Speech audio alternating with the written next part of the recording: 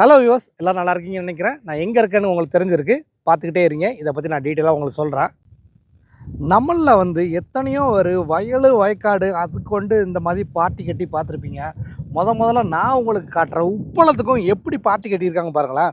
நம்ம வயக்காட்டில் இந்த மாதிரி தான் பார்ட்டி கட்டி தண்ணி நிற்க வச்சு அதில் தான் நெல் பயிர் பண்ணுவாங்க. ஸோ ஒரு நெல் பயிர் எப்படி பார்ட்டி கட்டி விளையுதோ அந்த சோறுக்கு போடக்கூடிய உப்பு எப்படி வருதுன்னா அதே மாதிரி இன்னொரு பார்ட்டி வேறு தண்ணி அதில் தாங்க உப்பு இருக்குது.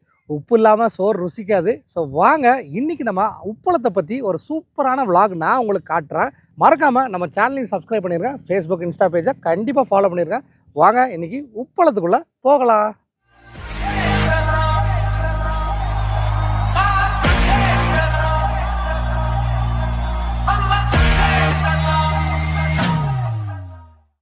ஸோ வியூவர்ஸ், நம்ம இப்போ எங்கே இருக்கிறோம் அப்படின்னா உப்புக்கு ஃபேமஸானது உப்பு சத்தியாகிரகம் தண்டி நினச்சிடாதீங்க. சவுத்தில் ஃபேமஸானது தூத்துக்குடி தான். தூத்துக்குடியில் தான் இருக்கிறோம். தூத்துக்குடியில் உள்ள உப்பு தாங்க நமக்கு கொடுக்குற ரோஷமே. அதனால தான் எல்லாருமே சொல்லுவாங்க தூத்துக்குடிக்காரங்கன்னா கொஞ்சம் ரோஷம் ஜாஸ்தி இருக்கும் அப்படின்ட்டு. இங்கே தாங்க உப்பு விளையுது. நான் உங்களுக்கு காட்டுறேன் பாருங்கள். ஏற்கனவே இங்கே பாருங்கள், என் கண்ணு முன்னாடியே உப்பு அப்படியே கட்டி கட்டியாக இருக்குது. இருந்தாலும் நான் உங்களுக்கு காட்டுறேன். இந்த பாருங்கள், கல் உப்பு. இதிலேருந்து தான் நமக்கு அயோடைஸ் சால்ட்டு. இது பியூர் உப்புங்க. உப்பு தண்ணியிலேருந்து அப்படியே வெயில் மூலமாக அந்த தண்ணி வற்றி வற்றி ஃபார்ம் ஆன உப்பு தான். இது தாங்க ரியல் கிறிஸ்டல் உப்பு. இதுக்கப்புறம் தான் இதுதான் ராக் சால்ட்டு, அதாவது சீ வாட்டர்லேருந்து வர ராக் சால்ட்டு. எவ்வளோ ஒரு பியூராக இருக்குது. இது பியூரிஃபை பண்ணாமையே பியூராக தான் இருக்குது. அந்த கல் உப்பு எப்படி கரிக்குமோ அந்த மாதிரி கரிக்கி பாருங்கள். அப்படியே முத்து முத்தாக இருக்குது. இந்த உப்பு எங்கே இருந்து வருது அப்படின்னு பார்த்தீங்கன்னா, இங்கிட்டு பாருங்கள். இங்கிட்டு பார்க்க உங்களுக்கு தெரியும். இந்த சைடு ஃபுல்லாகவே உப்பு எடுக்கிறதுக்கு என்னென்ன பண்ணணுமோ அதான் பண்ணியிருக்காங்க. அதாவது இந்த கடல் பக்கத்தில் உள்ள இடத்துல உள்ள தண்ணி போர், அதாவது போர் போட்டிங்கன்னா தண்ணி அவ்வளோ உப்பாக இருக்கும். அந்த தண்ணி எடுத்து இந்த மாதிரி சின்ன சின்ன பாத்தியாக கட்டி வற்ற வைப்பாங்க. பாட்டி கட்டி அதில் என்ன பண்ணுவாங்கன்னா, தண்ணி இந்த வெயில் சூரியன் படுது பாருங்கள், இந்த மாதிரி பாட்டி வெயில் படுற இடங்கள்லேயும் தான் வைப்பாங்க. ஸோ வெயில் பட இந்த நல்லா வற்றும். இந்த தண்ணி வற்ற உப்பு அப்படியே என்ன சொல்ல அப்படியே ஒதுங்கும்.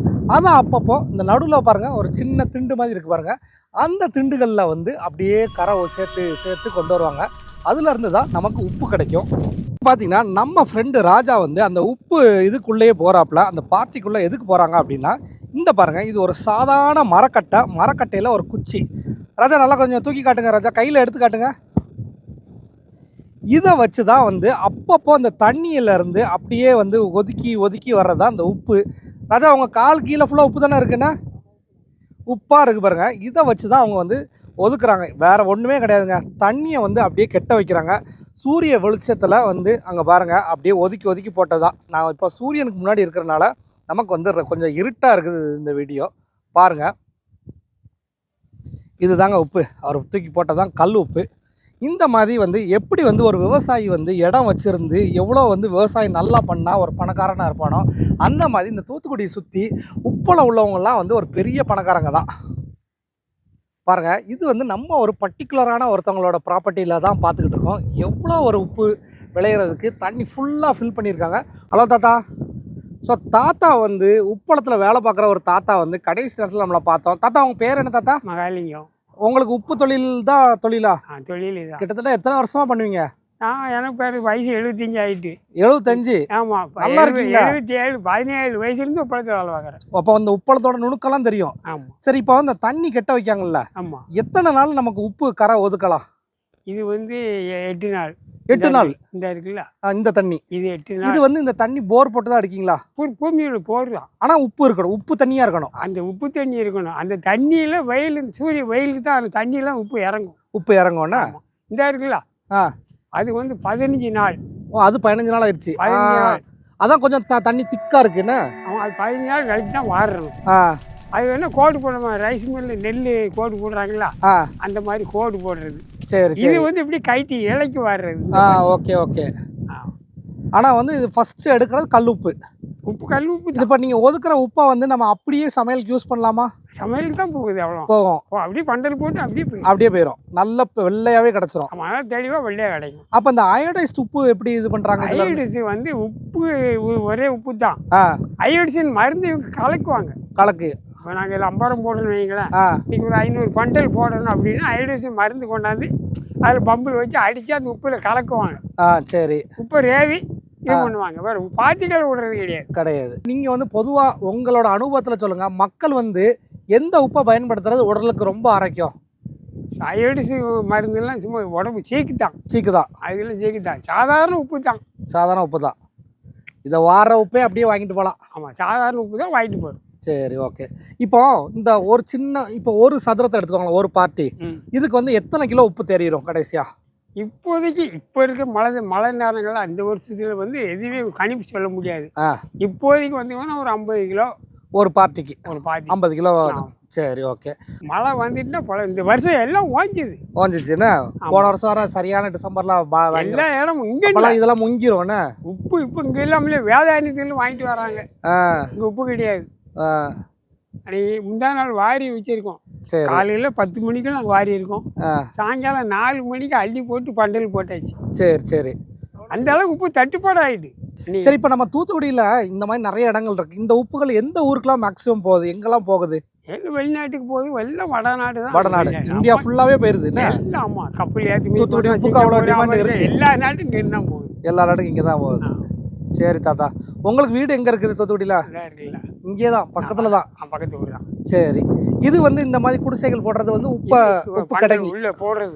உப்பு கிடங்குறது உள்ளே போட்டு பண்டல் போடுறது இங்கே தான் அந்த வேலைகள் நடக்கும்னா அதுக்கப்புறம் லாரிகள்லாம் போயிடும். சரி, வருமான வரைக்கும் ஏதோ தேவைக்கு தகுந்தபடி பண்டல் போடுவாங்க. மீதியெல்லாம் அம்பாரமாக போட்டுருவாங்கண்ணா. போட்டு அந்தால நல்லா அப்படியே சைஸ் பண்ணி தேய்ச்சி விட்டு மேலே தார் பாயோ ஓலையோ போட்டு வச்சுருவாங்க. இப்போ நம்ம தண்ணி ஊற்றி நாள் வைக்கிறீங்கல்ல, அதுலேருந்து எத்தனை நாள் கழிச்சு முதல்ல கரை ஒதுக்குவோங்க? 8 நாள். 8 நாள் இருக்கணும்ண்ணா. ஆமாம், 8 நாளைக்கு இந்த வெயில் காற்று இருக்கணும். இல்லைன்னா நாள் கூடிருமோ? இல்லைன்னா அப்படியே கிடக்கும். அப்போ வந்து உங்களுக்கு வந்து இயற்கை சீதோசனமும் இந்த தொழிலுக்கு ஒத்து வரணும். ஆமாம், அப்போ தான் காற்று. இப்போ மேகாத்து அடி பற்றிலாம் இந்த காற்றுக்கும் இந்த வெயிலுக்கும் இதில் நாளைக்கு வார வேண்டிய பாத்தி மழை பெஞ்சிட்டா அதனால நாளை ஒழிக்க முடியாது. சரி, 2 நாள் கழிச்சு அதுக்கப்புறம் தான் பார்க்கணும்.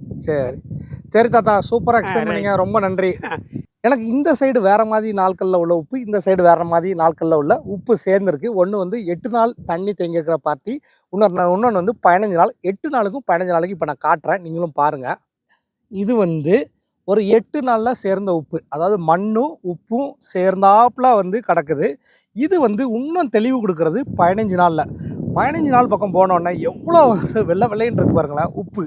அதுதான் இங்கெல்லாம் வந்து நடுவில்லாம் பாருங்கள் உப்பு வந்து அவ்வளோ சேர்ந்துருக்குது.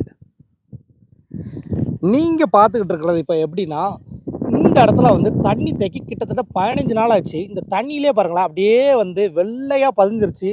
சூப்பராக தெரியுது பாருங்களேன் கேமராவில். நீங்களும் பார்த்து ரசிச்சுட்டு இருப்பீங்க. இது தாங்க நீங்கள் தினந்தோறும் சாப்பிட்ற உப்பு வந்து எப்படி வந்து பதிஞ்சிருக்குன்னு மட்டும் பாருங்கள். அந்த மண் மேலே இருக்கிற உப்பை வந்து அவங்க வந்து மண் மிக்ஸ் ஆகாமல் எடுத்து அதை வந்து பேக் பண்ணுறதாங்க இந்த கல் உப்பு. இது ஒரு பெரிய ப்ராசஸ்ஸு. சுற்றி பாருங்கள். இந்த இடத்துக்கு நான் வந்து கொஞ்சம் ரிஸ்க் எடுத்து தான் இறங்கி வந்தோம். எதுக்கு அப்படின்னா, ஏன்னா இது வந்து களிமண், அதனால் நமக்கு வந்து பழக்கம் இல்லாதனால வழுக்கும். பட் இருந்தாலும் வந்ததுக்கு ஒரே காரணம் வந்து உங்களுக்கு உப்பு எப்படி தயாராகிறது அப்படிங்கிறத காட்டுறதுக்கு தான். பாருங்கள். ஸோ எனக்கு வந்து பர்சனலாக ரொம்ப நாளாக வந்து இந்த உப்பு வந்து நான் சின்ன வயசுலேருந்து பார்த்துருக்கேன். இதை நம்ம எப்படியாவது நம்ம சேனலில் வந்து காட்டிடணும். அதாவது இந்த உப்புங்கிறது நம்ம ஈஸியாக வந்து ஒரு 10 ரூபா 20 ரூபா கொடுத்து வாங்கிறோம். ஆனால் அதுக்கு பின்னாடி வந்து எப்படி ஒரு உழைப்புங்கிறதோட மட்டும் இல்லை, இது வந்து இயற்கை சார்ந்த ஒரு ப்ராசஸ் எப்படி இருக்குது அப்படிங்கிறத நம்மளோட சேனலில் காட்டி நம்மளோட சப்ஸ்கிரைபர்ஸ் எல்லாருக்குமே காட்டிடணும் எனக்கு ஒரு ஆசையாக இருந்துச்சு. அந்த ஆசை இன்றைக்கி வந்து பூர்த்தி ஆகிட்டு. ஸோ இங்கே வந்து இந்த காற்றடிக்க ஒரு பக்கம் வந்து மேலே வெயில் அடிக்க, அதில் தான் இந்த வந்து கல் உப்பு, அதாவது இந்த உப்போட வாட்டர், உப்பு தண்ணி எவாப்ரேட் ஆகி இந்த கல் உப்பு எல்லாம் சேமிக்குது. இங்கே பாருங்கள், இந்த ஒரு குடிசை தெரியுதா, இதில் வந்து அப்பப்போ கலெக்ட் பண்ணுற அந்த கரையோரமாக ஒதுக்கி காட்டினாங்கல்ல, அந்தோட உப்பை வந்து இங்கே வந்து ஸ்டாக் வச்சுருவாங்க. அப்படி வச்சா மட்டும்தான் இவங்களால உப்பு சேமிக்க முடியும். இல்லைன்னா மழை வந்துச்சுன்னா இந்த உப்பெல்லாம் காணாமல் போயிருங்க.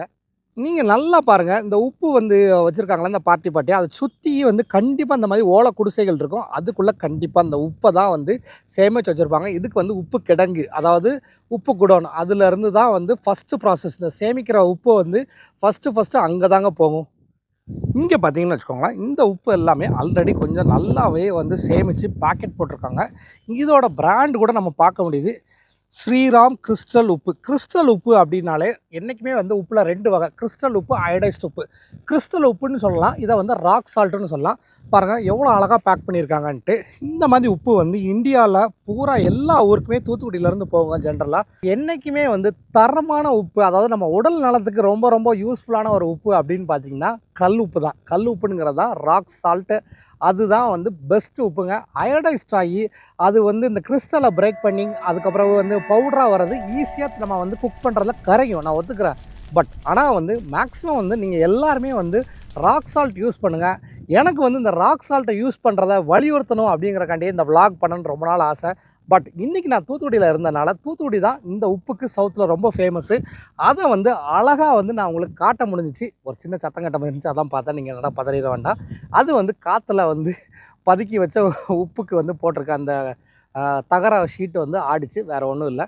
ஸோ இந்த மாதிரி வந்து எனக்கு வந்து பிடிச்ச விஷயங்கள், அதோட மட்டும் இல்லை உருப்படியான விஷயங்களை காட்டணும் அப்படிங்கிறது தான் நம்மளோட விலாகோட மெயின் தீமே. நம்ம சேனலை வந்து ரெகுலராக ஃபாலோ பண்ணுங்கள். அதே நேரத்தில் ஃபேஸ்புக், இன்ஸ்டா பேஜும் ஃபாலோ பண்ணிடுங்க. இந்த மாதிரி டிஃப்ரெண்ட்டான அப்டேட்ஸ் எப்போவுமே நான் கொடுத்துக்கிட்டே இருப்பேன். ஸோ இதே மாதிரி இன்னொரு இன்ட்ரெஸ்டிங்கான வீடியோவில் நம்ம கூடிய சீக்கிரமே சந்திப்போம். அன்டில் சைனிங் ஆஃப், உங்கள் ஃபரிஸ். பாய்.